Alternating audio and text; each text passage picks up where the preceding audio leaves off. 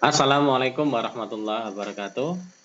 Selamat pagi, selamat siang, selamat sore, dan selamat malam, Bapak Ibu guru, eh, mahasiswa, ataupun para praktisi pendidikan, ataupun yang terlibat di dalam peningkatan mutu kualitas pembelajaran. Bersama saya, Fajar Bahrun Najhi, kali ini kita belajar bersama, sharing bersama tentang publikasi ilmiah untuk penelitian guru. Di sini kita akan belajar bersama tentang bagaimana cara mempelajari starting point untuk guru, khususnya menyimak dan memahami tentang Permenpan 16 tahun 2019 tentang pengembangan keprofesionalan berkelanjutan. Sebagai dasar, Bapak Ibu guru semuanya ataupun rekan-rekan YouTuber semua, kita akan belajar tentang awal bagaimana menyusun serta memahami karya tulis ilmiah, khususnya bagi rekan-rekan yang background atau pendidikannya bukan dari kependidikan. Kita bisa mempelajari secara autodidak maupun melalui diklat dalam jabatan berbentuk BIMTEK maupun pendidikan pelatihan secara online, offline maupun kombinasi keduanya. Untuk dasar kita mempelajari, kita melihat terlebih dahulu rujukan yuridisnya, yaitu ada di buku 4. Ya, di sini pedoman kegiatan PKB. Di dalamnya di PKB itu ada pengembangan diri, ada unsur publikasi ilmiah juga. Jadi untuk pengembangan diri khusus diklat, sedangkan pengembangan keprofesian berkelanjutan lainnya yaitu publikasi ilmiah maupun karya inovatif. Pembahasan kita kali ini mengkerucut pada publikasi ilmiah yang menjadi momok bagi rekan-rekan guru khususnya menjelang nanti untuk golongan ruang 3B ke atas ya, ataupun dari golongan 3D ke golongan ruang 4A. Dari guru muda ke guru madya, tentunya semakin naik golongan akan semakin ada tantangan-tantangan yang harus bisa dicari alternatif dan solusinya. Kita akan beranjak saja untuk publikasi.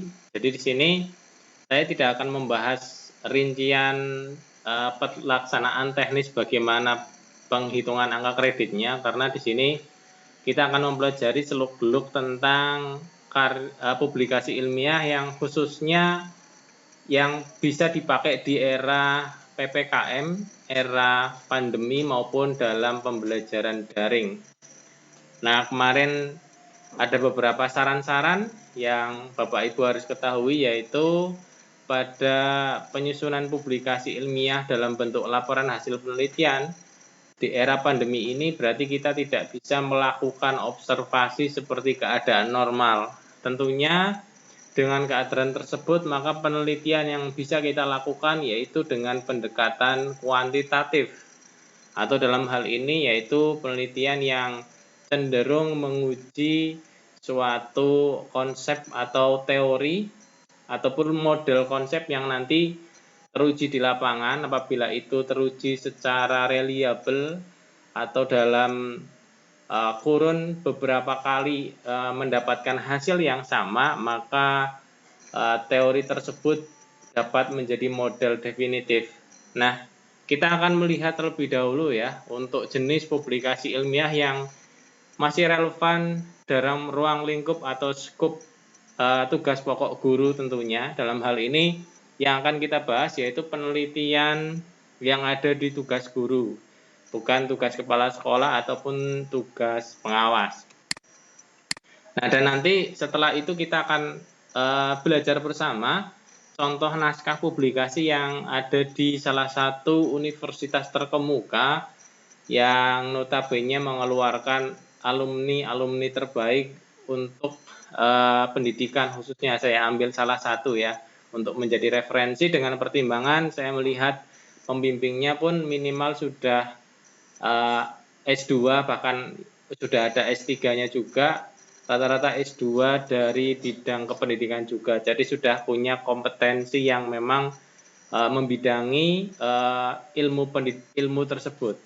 Nah, kita akan melihat terlebih dahulu di sini untuk angka kredit persentase untuk publikasi itu diakui sampai dengan penulis ketiga ya. Jadi ada penulis utama 1, 2, 3. Ini katakanlah seperti anggota ya, anggota 1, 2, 3. Biasanya ini berkontribusi ketika kita membuat karya tulis yang dalam keadaan kita harus berpartner ya, kolaboratif ya.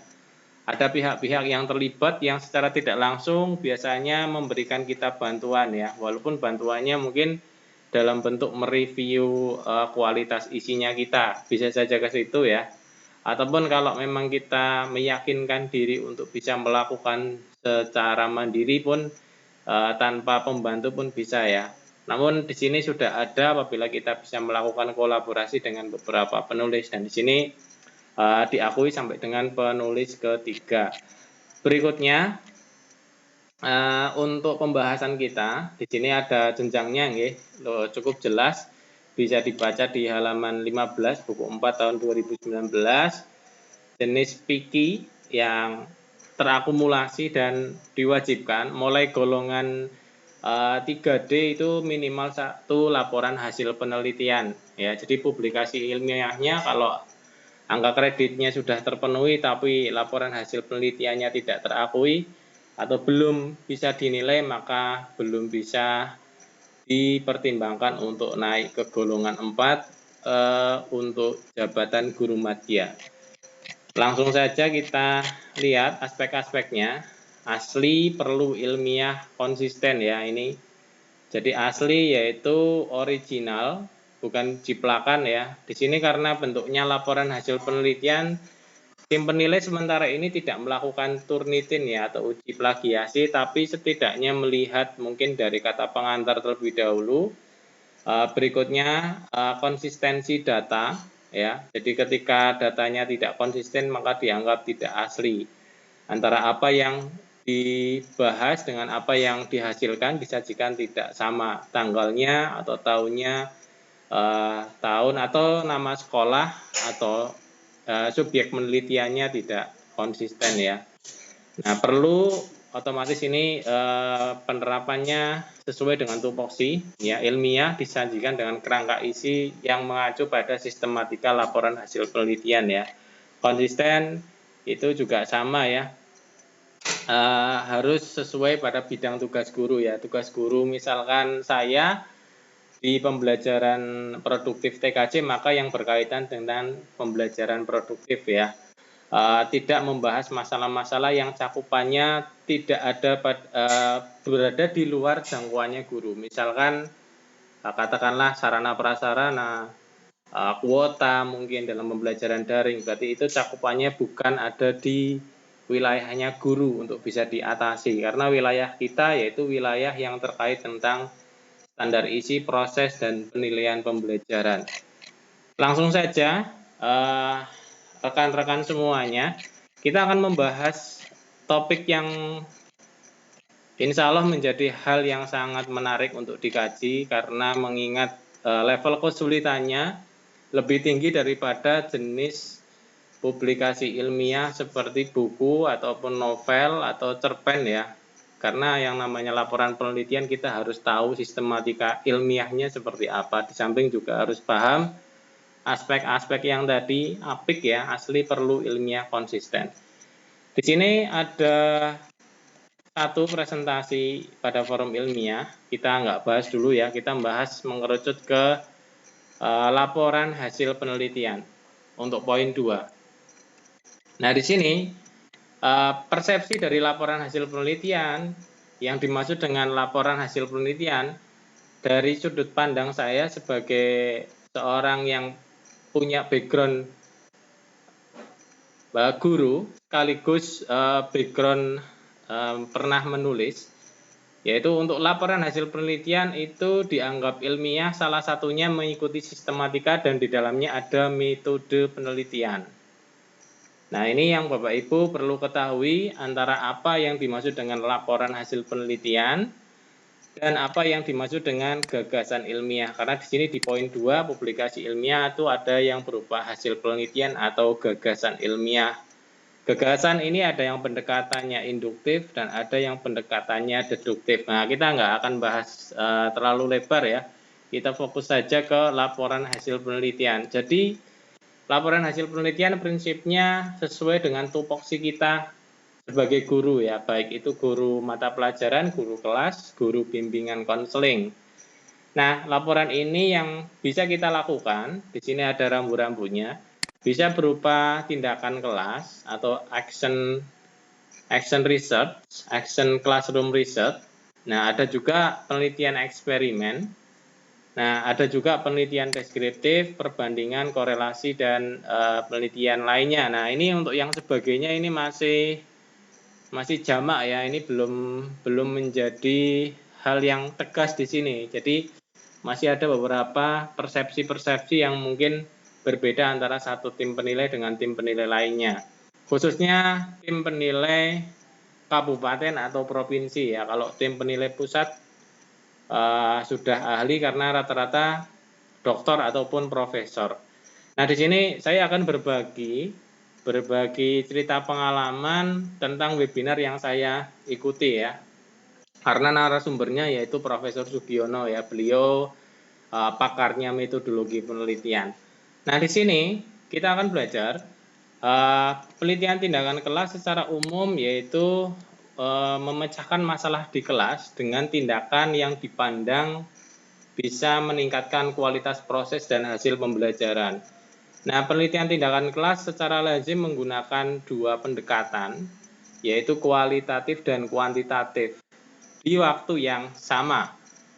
Di latar belakang kita seringkali tidak meneliti, kalau dari Profesor Sugiono menyampaikan tidak tajam, hanya menguji tindakan. Jadi tidak ada proses penelitian sebelumnya, masalahnya apa saja, digali lebih dalam, dieksplorasi dengan cara-cara kualitatif ya.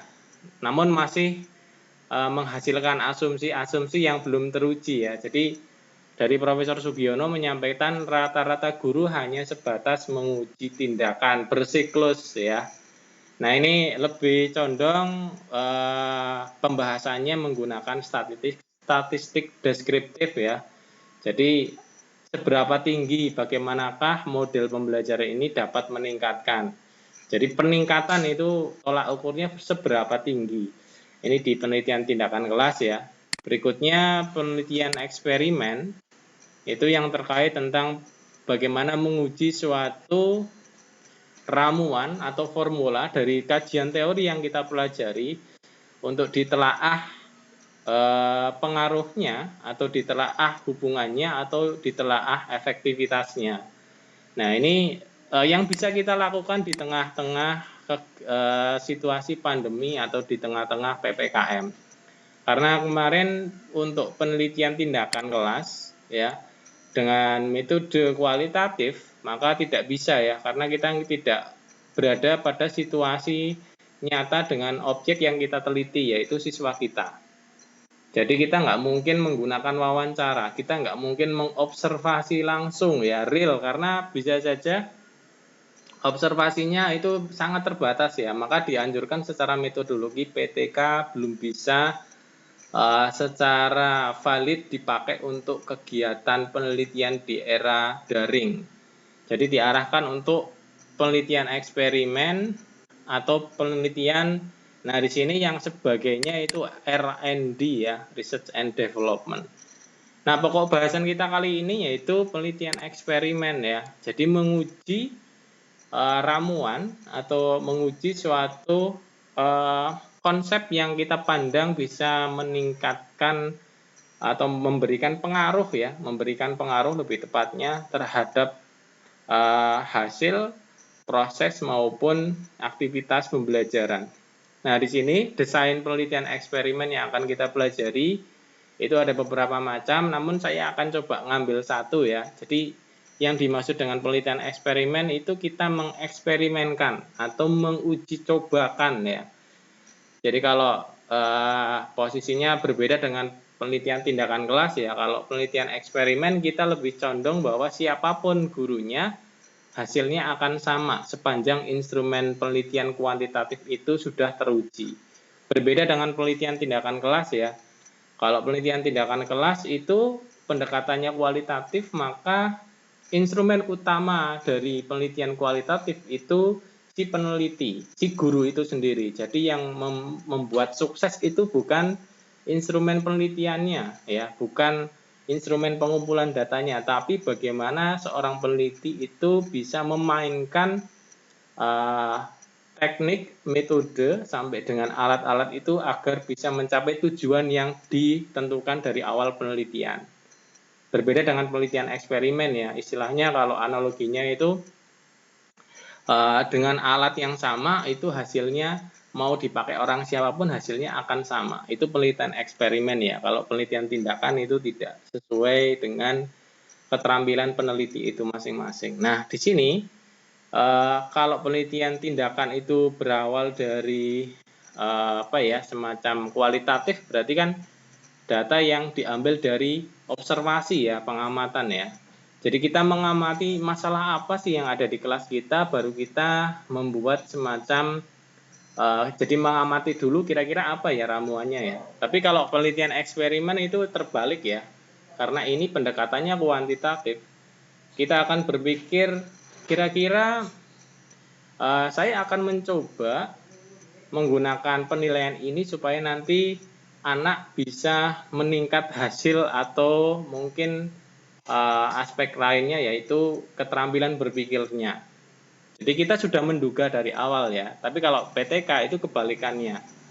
Dia melihat dulu baru bisa melogika. Kalau eksperimen kuantitatif itu logikanya di awal baru dicoba logikanya kira-kira benar atau tidak. Nah, maka di sini kalau di PTK itu pendekatannya kualitatif dengan logika induktif baru deduktif ya. Khusus dulu ke umum ya. Jadi melihat dulu, mengobservasi dulu, baru nanti kita bisa memberikan suatu pemikiran ya. Jadi teori itu timbul dari adanya pengalaman atau data yang kita peroleh. Sedangkan eksperimen itu sebaliknya. Jadi kita akan melihat fenomena itu dari sudut pandang pemikiran kita dulu. Saya akan memberikan ramuan untuk memecahkan masalah. Jadi masalahnya sudah kita buat persepsi sendiri ya. Jadi bukan memandang kira-kira masalahnya apa, tapi kita sudah mempersepsikan kira-kira dosis dari masalah tersebut, yaitu katakanlah media pembelajaran atau modul. Itulah penelitian eksperimen. Nah, di sini kita akan mereview salah satu contoh bentuk penelitian eksperimen ya. Kita akan menganalisis terlebih dahulu dari judulnya ya. Jadi pertemuan ini kita bahas dulu untuk bab 1 sampai dengan bab 3 ya. Nanti bab 4, 5-nya kita sambung di video berikutnya. Nah, kita ambil dulu di sini keterangannya pengaruh ya. Jadi kata kunci penelitian eksperimen itu berbeda dengan penelitian tindakan kelas ya. Kalau penelitian tindakan kelas itu ada kata kunci upaya atau peningkatan gitu ya. Jadi menggunakan klausa atau keyword seberapa tinggi. Ya, jadi ada kata kunci seberapa tinggi. Mengukur nilai gitu kan, tinggi rendah itu ya. Tapi kalau penelitian eksperimen biasanya ada kata kunci pengaruh, ada kata kunci hubungan, ada kata kunci yang berkaitan tentang asosiatif ya, atau kaitannya dengan sebab akibat ya. Nah, di sini pengaruh pembelajaran kooperatif dan pembelajaran aktif. Jadi di sini ada pembandingnya ya, kooperatif dan pembelajaran aktif. Ya, ini variabel independennya, sedangkan variabel dependennya atau variabel akibatnya yaitu berupa motivasi belajar. Nah, jadi ini jelas ya, kita lihat kalau dari judul kita sudah bisa menentukan bahwa judul tersebut, judul tersebut ya penelitian kuantitatif ini ya. Terus selanjutnya kita akan melihat di bagian variabel ya, untuk variabel independennya. Nah, kita copy di sini. Variabel dependennya yaitu motivasi belajar. Nah, jadi variabel sebabnya itu ada dua, yaitu kooperatif dan pembelajaran aktif. Sedangkan variabel dependennya atau variabel akibatnya yaitu motivasi belajar. Berikutnya kita akan lihat di bagian latar belakang daftar isi terlebih dahulu ya. Di sini bagian awal ada judul. Ini secara umum harus ada. Untuk guru yaitu harus ada surat persetujuan atau izin pelaksanaan penelitian ya. Daftar isi jelas, tabel, gambar, dan ada beberapa yang memasukkan daftar indeks ya. Ini ya, daftar indeks atau kata lainnya yaitu daftar peristilahan. Nah, kita akan melihat terlebih dahulu ya di sini untuk latar belakang pada penelitian kuantitatif itu akan berbeda dengan latar belakang yang ada di penelitian kualitatif ya atau PTK ya. Kita akan lihat langsung ya di sini untuk mulai dari latar belakang terlebih dahulu. Oke, kita lihat. Oke. Karena di sini masalahnya ada di motivasi belajar ya. Jadi harusnya di sini lebih condong kalimat awalnya yaitu kaitannya tentang belajar dan pembelajaran ya. Dan di judul kita lihat di sini untuk review awal yaitu di pembelajaran IPS ya. Jadi ini pembelajaran IPS ya. Kita lihat di latar belakangnya. Oke, kita review dari untuk abstrak kita review terakhir ya setelah semua bab kita lihat semua ya, karena abstrak itu intisari. Nah, di sini pendidikan merupakan bla bla bla bla bla, terus pendidikan seorang yang belajar. Nah, ini kan jadi paragraf mengalirnya itu dari pendidikan baru dikaitkan dengan pembelajaran. Sebenarnya ini bisa langsung saja ya. Konsep paragraf awal, paragraf pertama itu langsung menuju ke pembelajaran. Ya, dari belajar mungkin ya yang secara umum ya, belajar, pembelajaran, baru pembelajaran IPS begini ya mungkin ya. Jadi ada benang merahnya ya. Nah, belajar itu hakikatnya fungsinya untuk apa, baik secara teori maupun secara praktis ya. Nah, ini kalau langsung kita nariknya langsung dari pendidikan ini umum sekali ya.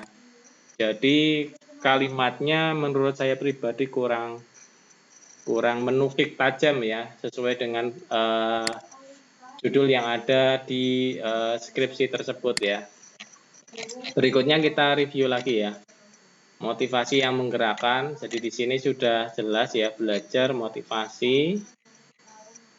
Nah, dengan motivasi belajar. Nah, di sini kita lihat ya bentuk kalimatnya ya, siswa yang sungguh-sungguh dalam mengikuti pembelajaran. Jadi di sini berbeda dengan penelitian tindakan. Di sini tidak mengungkapkan masalah yang ada di objek yang kita amati, yaitu siswa ya, siswa SD ya, untuk mata pelajaran IPS. Tapi ini menceritakan tentang konsep bahwa yang indikator siswa belajar itu salah satunya yaitu motivasi ya.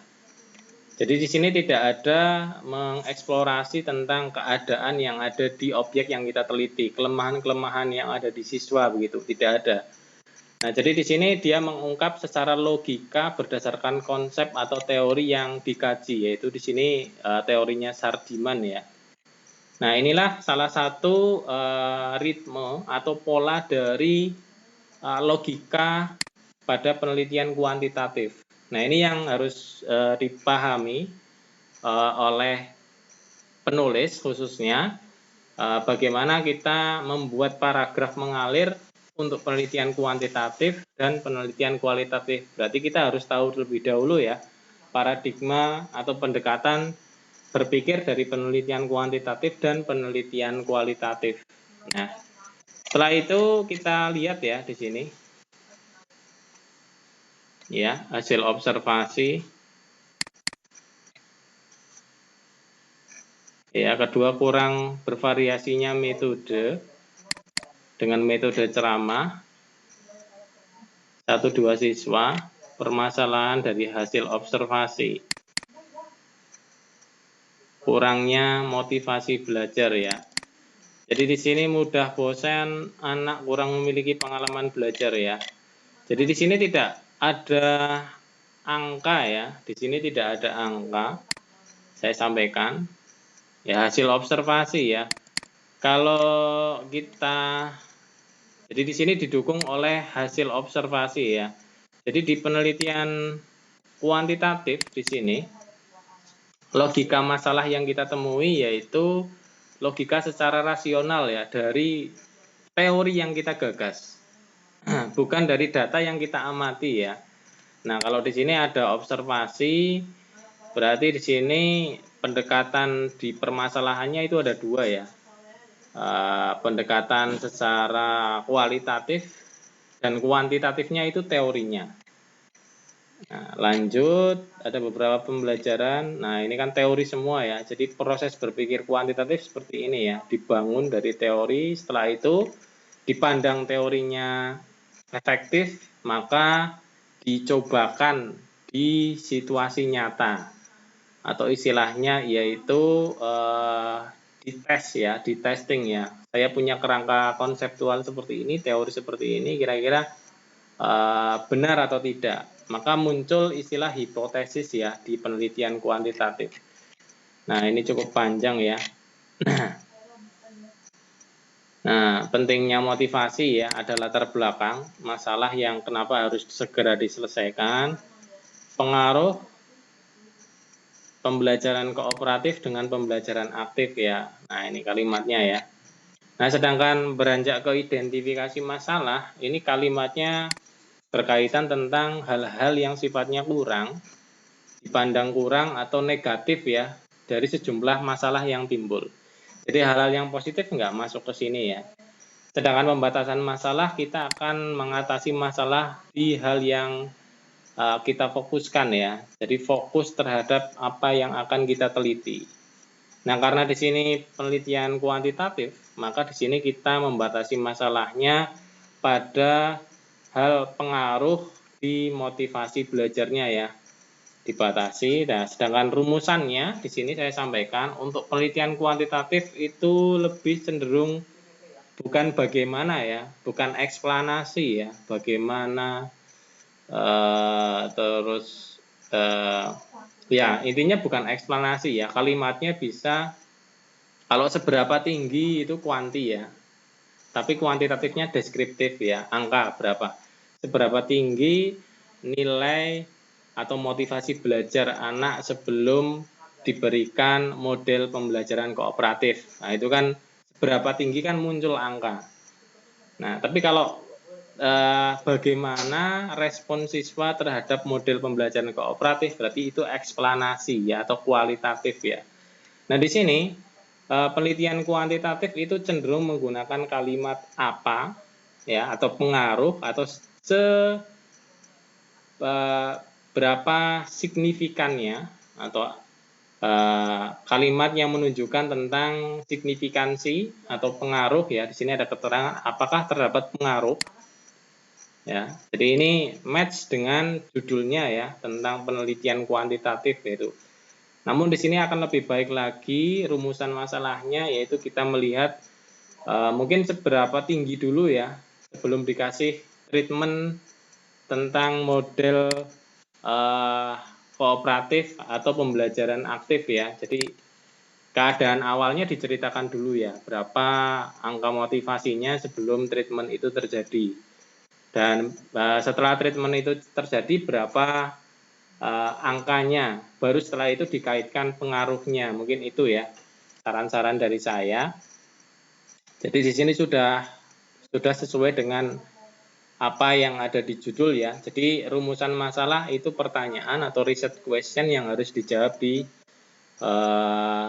hasil penelitian ya. Dan dari rumusan ini kita kembangkan nanti teori-teori apa yang kita bisa pakai di bab 3 dan bab 4. Jadi sini pasti teori yang timbul satu yaitu pembelajaran kooperatif, terus kaitannya dengan motivasi, terus belajar, terus pembelajaran IPS.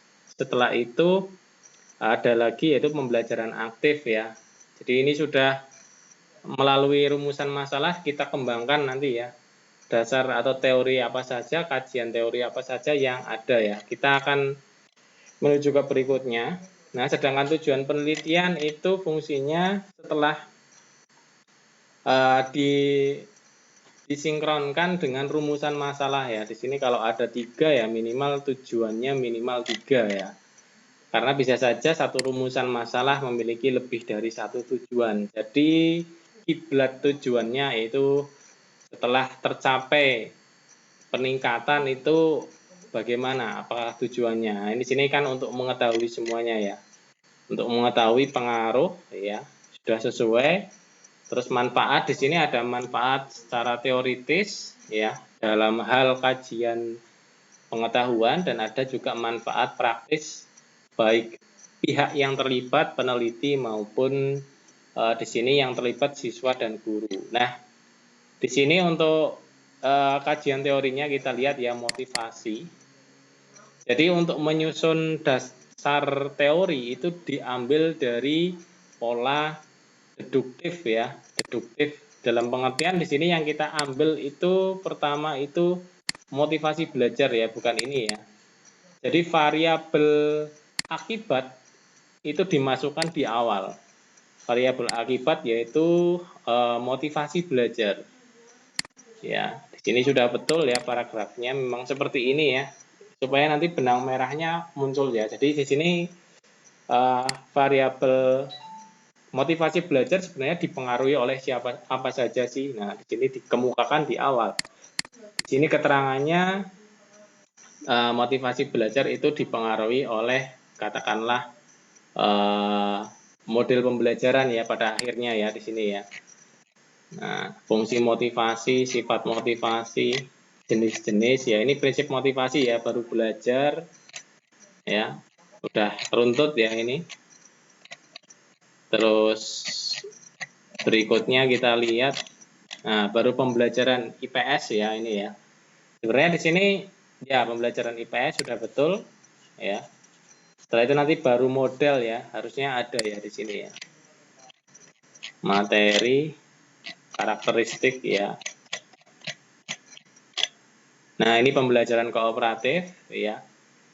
Sudah muncul, jadi ini ditaruh di akhir ya. Jadi variabel sebab itu ditaruh di akhir di dasar teori, sedangkan variabel output atau akibat itu ditaruh di awal dasar teori ya. Dan di bab 1 tidak ada definisi operasional penelitian yang secara umum itu ada di penelitian kualitatif ya. Sebenarnya di sini ada tapi tidak wajib ya, karena di sini sudah dioperasionalkan di bab 3 ya. Oke, kita lanjut ya. Nah, pembelajaran aktif ya sudah ada ya, model pembelajaran langkah. Oke, ini kerangka berpikir ya. Ya, ini lazim ada kerangka berpikir, terus hipotesisnya ya. Di sini hipotesis untuk dugaan sementara ya. Hipotesis ini harus disesuaikan dengan jumlah rumusan masalah. Kalau tadi rumusan masalahnya ada 3 ya. Apakah ya di sini hipotesis nolnya tidak terdapat pengaruh, tidak ya sama ya ini ya 3 ya. Jadi sama dengan rumusan masalahnya ya. Apa yang nantinya akan dijawab itu ada di hipotesis semuanya. Oke, terus di sini kita lihat metode penelitiannya di sini. Penelitian kuantitatif ya di sini ya. Oke. Jadi match dengan judulnya. Nah, di sini penelitian kuantitatif di sini, eksperimen itu ada beberapa macam ya. Ada yang menggunakan evaluation research atau penelitian evaluasi, ada yang penelitian kebijakan, ada yang penelitian tindakan, dan ada yang R&D ya. Namun di sini jenis penelitian eksperimen yang digunakan yaitu penelitian pra-eksperimental. Jadi penelitian eksperimen itu ada 3 macam ya, ada 4 macam. Itu ada penelitian pre, terus ada true, terus ada faktorial, yang terakhir ada kuasi ya. Nah, di sini kita contohnya yang pre ya, pre-eksperimen. Pre-eksperimen yaitu hanya menggunakan satu kelompok atau satu kelas ya. Jadi kita lihat di sini ya desainnya itu. Jadi di sini hanya menggunakan satu kelas ya. Tidak ada pembandingnya. Yang menjadi pembanding itu pretest dan posttest. Ya, nilai pretest sebelum perlakuan dan nilai posttest setelah perlakuan.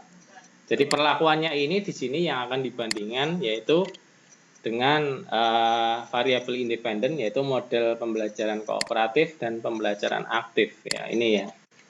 Nah, jadi ini yang kita pahami ya. Jadi treatment ya, X itu sebagai treatment atau perlakuan. Nah, di sini desain penelitian yang pertama yaitu menyusun instrumen ya. Ini udah cukup jelas ya. Nah, karena kita menggunakan penelitian kuantitatif, jadi instrumen yang menentukan valid dan reliable itu bukan peneliti ya, tapi instrumen yang disusun. Jadi kalau di penelitian tindakan kelas itu validitas dan reliabilitasnya itu bergantung pada keterampilan peneliti ketika memaknai suatu proses observasi ya. Jadi fokusnya di penelitinya ya. Jadi kalau dengan cara atau rumus yang sama belum tentu hasilnya sama ya. Itu kalau PTK ya. Tapi kalau di penelitian kuantitatif dengan cara yang sama dilakukan siapapun dipandang hasilnya akan sama. Nah, itulah penelitian kuantitatif ya. Nah, di sini desainnya yaitu kita hanya menggunakan satu kelas. Jadi misalkan saya akan menulis, berarti saya hanya menggunakan satu kelas saja, 12 TKJ1.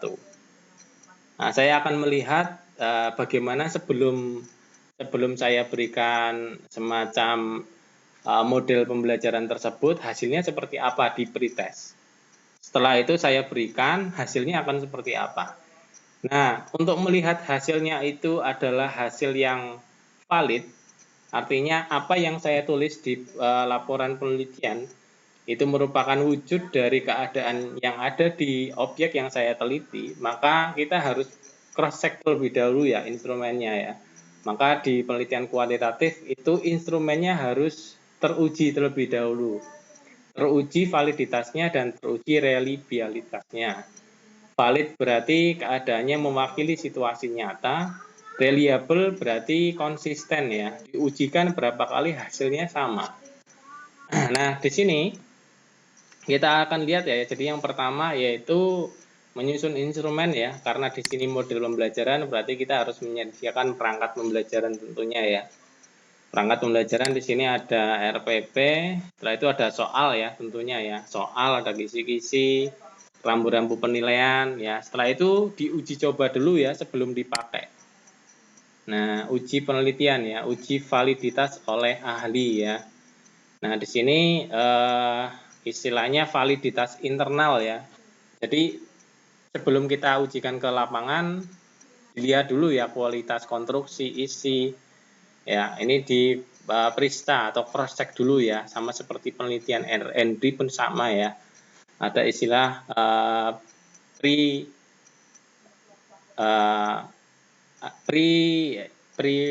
main testing ya sebelum diuji. Main testing sampai dengan operasional field testing ya. Jadi di sini akan diuji secara teori konsep yang ada ya, apakah sudah valid atau belum. Setelah itu nanti peneliti memberikan treatment ya. Nah, ini ada pembelajaran kooperatif ya. Setelah itu peneliti melakukan post-test skala motivasi ya. Nah, berikutnya di sini ada peneliti memberikan jeda selama 3 pertemuan. Ya, tanda ada treatment atau memberikan pembelajaran terjadi seperti biasanya. Nah, jadi di sini treatment yang diberikan itu 1 kali. Ya, treatment 1 dilakukan dalam 3 pertemuan. Terus post test, terus jeda selama 3 pertemuan. Terus memberikan pretest lagi ya. Memberikan pretest lagi, melakukan treatment yang kedua. Jadi di sini kenapa dilakukan lagi? Untuk melihat namanya reliabilitas. Apakah dosis yang kita berikan, yaitu model pembelajaran kooperatif ini hasilnya akan sama, cenderung reliable. Untuk mengukur bahwa instrumen tersebut, model tersebut adalah valid ya, karena salah satu aspek pokok pada validitas yaitu reliabilitas ya. Nah, setelah mengolah ya, dilakukan post test ya untuk skala motivasi. Nah, jadi di sini untuk pretest dan post testnya, dan post testnya ada waktu jedanya ya di sini ya. Nah, terus peneliti melakukan treatment ya. Jadi di sini pembandingnya dengan kelompok yang sama diberikan 2 ya. Jadi misalkan 12 TKJ 1, saya kasih model pembelajaran kooperatif. Setelah selesai pretest potestnya, dilakukan model pembelajaran aktif ya. Dan kita lihat ya perbedaannya ya. Jadi di sini sampelnya sampel berpasangan dengan kelas yang sama, hanya variabel independennya hanya 2 ya. Istilahnya kalau X1, X2, Y-nya hanya ada 1. Motivasi belajar dihasilkan dari model kooperatif seberapa tinggi. Motivasi belajar dilihat dari pembelajaran aktif seberapa tinggi, dan di sini kita akan melihat pengaruhnya ya, signifikansinya ya. Nah, ini dapat dilakukan ya Bapak Ibu semuanya. Jadi kita punya 2 ramuan dengan hasil output, yaitu motivasi belajar ya. Nah, namun di sini perlu saya kemukakan Bapak Ibu semuanya, alangkah lebih baik ketika nanti di penelitian eksperimen yang kita amati itu bukan aspek afeksinya ya. Karena di sini aspek afeksi itu akan valid ketika terlihat observasi secara langsung ya. Karena di sini keterangannya yaitu guru tersebut melakukan observasi. Kalau di situasi pandemi, observasi dipandang cara yang tidak valid, dipandang metodologinya tidak bisa dilakukan ketika pandemi. Jadi diharapkan kita menggunakan aspek outputnya itu bukan motivasi ya, namun hasil belajar. Ini masukan saja ya, nanti ketika referensi ini akan dipakai untuk penelitian Bapak Ibu ketika untuk melengkapi syarat-syarat kenaikan pangkat. Berikutnya, tempat dan waktu dan subjek ini udah jelas ya. Nah, karena penelitian eksperimen, maka di sini ada istilah populasi ya. Jadi ada istilah populasi, ada istilah sampling ya. Kalau penelitian tindakan, populasi dan sampelnya sama ya. Jadi nggak ada istilah generalisasi. Nah, di sini kenapa di sini bentuknya bukan kuasi ya? Karena di sini kalau kita melakukan penelitian eksperimen, kelasnya kan otomatis nggak bisa kita acak-acak ya. Nah, maka di sini apa ya? Kita lihat ya, kita lihat saja. Oke, untuk ya, ini dengan purposive sampling ya. Nah, berarti kalau purposive sampling itu kan berbasis tujuan ya. Seluruh siswa kelas 5 SD berjumlah 26 siswa ya. Tapi purposive sampling ya. Bukan diacak, bukan probabilitas sampling ya. Jadi ini mengambil sampelnya berdasarkan maksud dan tujuan peneliti ya. Maka di sini belum tentu analisa pengaruhnya bisa digunakan untuk kesimpulan ya, atau untuk generalisasi ya. Hanya terbatas pada sampel ini ya, 26 ya. Jadi kalau ada pengaruhnya ya hanya berlaku di 26 siswa saja. Bukan untuk seluruh anak kelas 5 SD ya. Di sini ya. Mungkin review yang pertama, itu ya yang bisa saya sampaikan ya. Semoga bisa memberikan semacam pemahaman ya. Kita nanti beranjak ke bagaimana cara menganalisis validitas dan reliabilitas instrumen penelitian untuk penelitian eksperimen ya. Tapi kalau di PTK biasanya validitas dan reliabilitasnya itu tidak dipakai ya. Jadi hanya sebatas validitasnya itu melihat instrumennya itu ditelaah kualitas isi dan konstruksinya saja ya. Itu saja ya kalau di PTK ya, berbeda dengan eksperimen. Jadi kalau PTK titik tekannya yaitu bagaimana keterampilan peneliti memainkan usaha atau kinerjanya melakukan tindakan. Sedangkan kalau di eksperimen yaitu natural ya, ada jarak antara peneliti dengan objek yang diteliti ya. Jadi tidak ada keberpihakan ya di sini ya kalau di penelitian eksperimen ya. Karena kalau sesuatu sudah dianggap sebagai angka semuanya, maka di sini tidak ada semacam keberpihakan atau kecenderungan bahwa ini pasti bisa gitu kan. Karena kalau di PTK bagaimana caranya kita bisa gitu. Kalau di sini lebih cenderung bagaimana apa adanya ya, seperti itu ya. Jadi kalau di PTK ada istilah refleksi ya. Kalau di penelitian eksperimen tidak ada refleksi atau perbaikan. Yang ada yaitu kita berikan uji coba eksperimen tersebut, terus nanti kita analisa ya bagaimana hasilnya ya. Tentunya dengan situasi-situasi yang sudah dikontrol dengan ketat. Itu saja untuk pertemuan kali ini. Semoga bisa memberikan pemahaman. Apabila ada masukan saran silakan kita sambil belajar bersama. Saya akhiri. Bila taufiq wal hidayah. Assalamualaikum warahmatullahi wabarakatuh.